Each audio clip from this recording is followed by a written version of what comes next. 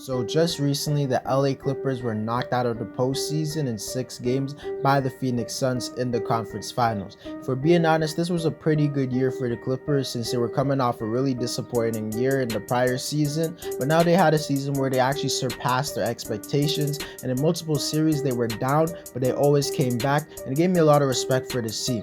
But now we have to look onto their offseason, and the Clippers have a lot of moves and signings to do. So in today's video, I'll be naming 4 things that I believe the LA Clippers must do this offseason. Before we get into the video, I ask you to drop a like on this video as it does help my channel grow. Subscribe to my channel if you want daily NBA content, and if you want to help me reach my goal of 1,500 subscribers, comment on this video, start a conversation with me as I do respond to every single one of my comments, and play that intro.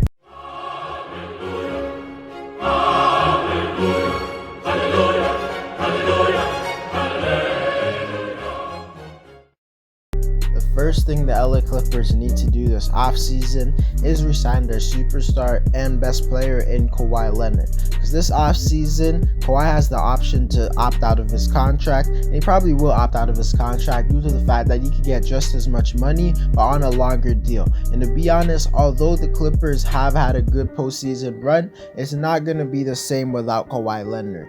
And even though they did have a good postseason run, it's not for certain that Kawhi is going to stay on this roster, because this guy literally left the Raptors after they won the NBA championship. So there is a realistic chance that he leaves this offseason. But in my opinion, if I had to predict what I think will happen, I think it's more likely that he stays on this team due to the fact that they had such a great postseason run. And in my opinion, if he was there, they would have made the NBA Finals. Also, he likes living in LA. But the Clippers definitely have to offer Kawhi as much money as they possibly can and do everything in their power to try and re-sign him. Kawhi is a player who demands a lot, so there is a chance that you may ask him to do, you might have to do a trade for him or something and get a different player. And if he asks you to do that, you should do it. The Clippers cannot, and I mean they cannot, lose Kawhi Leonard this offseason, because if Kawhi leaves this team, the Clippers go from legit title contenders to just a pretty solid or good team, like a 6th seed or something. And although that's not too terrible of a drop-off, you still are looking to win the championship because you literally gave up your whole future to get him and Paul George. So the Clippers have to re-sign him. Just re-sign that guy. The second thing the LA Clippers need to do this offseason is re-sign Reggie Jackson. This is because Reggie went absolutely crazy this playoffs, as there were multiple games where he scored over 20 points and was their X factor to why they won. And on certain nights, he was their second best player, but overall for the whole postseason, he was their third best player. And in this run, he was very important for them. This was kind of out of nowhere. Without Reggie Jackson, they probably would have lost in the first round to the Mavericks, and without Reggie Jackson, they probably would have lost in the second round to the Utah Jazz, if we're being honest. And this postseason showed that Reggie Jackson is significantly better than Patrick Beverley, because he's not a bad defender at all. I'd say Beverly's a little bit better, but I don't think the difference between both of them is a huge deal. Also, Reggie is a significantly better playmaker. He's not Chris Paul or anything, but he finds the open man. And on offense, Reggie is a world's better player because he can actually score the ball, as he averaged 18 points this postseason, shooting over 40% from 3.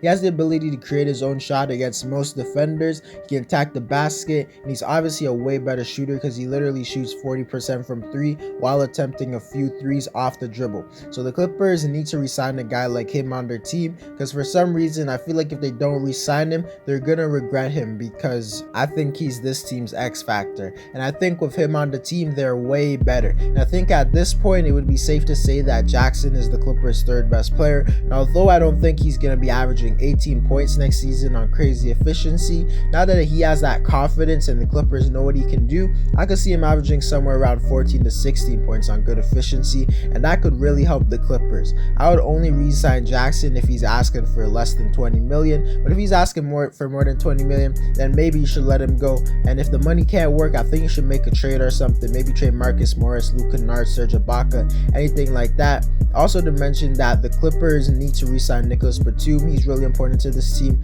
I didn't want to make a whole reason for him, but he's a very important player and they need to re-sign him to a $10 to $12 million contract. But Reggie Jackson definitely has to be re-signed. The third thing the LA Clippers need to do this offseason is to try and extend Terrence Mann's contract.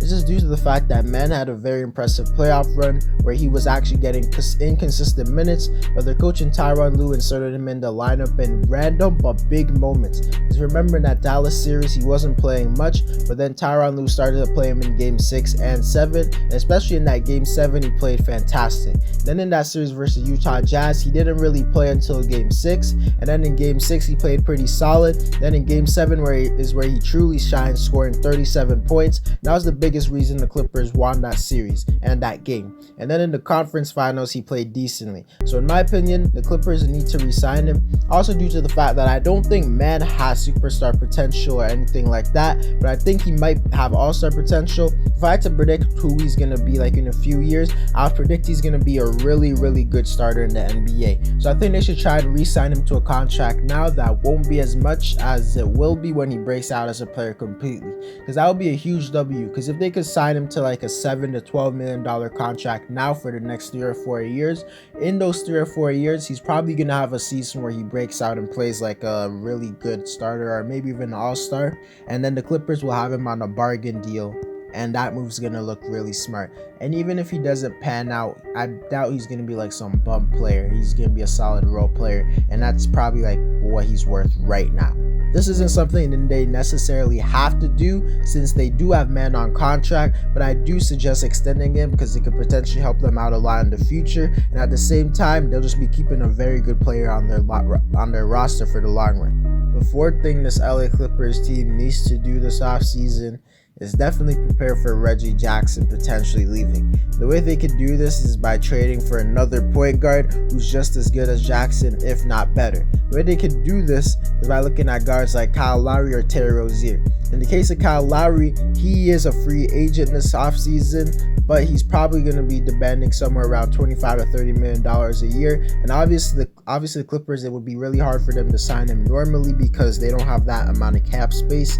But if they could do a sign and trade with him, then they could like make the money work. And I actually think this trade is realistic because Lowry played with Kawhi and he played with Ibaka, and I feel like the Clippers with Lowry would have a really good chance to win the championship.